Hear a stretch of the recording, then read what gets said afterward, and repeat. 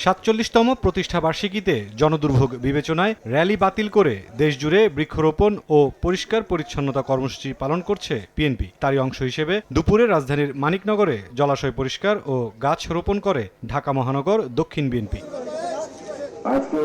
কর্মসূচির উদ্বোধনী বক্তব্যে নির্বাচন বানচালে তৎপর অদৃশ্য শত্রুর বিষয়ে সজাগ থাকার আহ্বান জানান দলটির স্থায়ী কমিটির সদস্য গয়েশ্বর চন্দ্র রায়।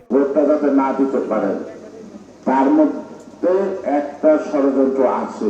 বাংলাদেশে গণতন্ত্রের বিরোধী, ভোটের বিরোধী শক্তিকে উচিত জবাব দেওয়ার জন্য আপনারা সদা প্রস্তুত। উত্তরায় আয়োজিত কর্মসূচিতে যোগ দেন বিএনপি মহাসচিব মির্জা ফখরুল ইসলাম আলমগীর। বিভ্রান্তি তৈরির জন্য যে গুজব তৈরি হচ্ছে তাতে কান না দিতে সবার প্রতি আহ্বান জানান তিনি। গুজবে কান দেবেন না, কারণ গুজবই আমাদের মধ্যে বিভ্রান্তি সৃষ্টি করার জন্য আওয়ামী লীগ ওই ভারতবর্ষ থেকে সোশ্যাল মিডিয়ার মাধ্যমে সমানে গুজব ছড়াচ্ছে।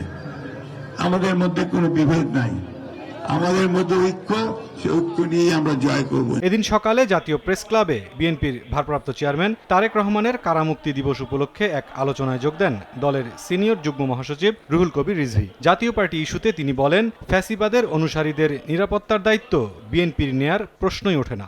জাতীয় পার্টির দায় নিতে হবে বিএনপি। ভাই, বিএনপি তো রাষ্ট্র ক্ষমতায় নেই, এখনো তো অবাধ সুষ্ঠু নির্বাচন হয়নি।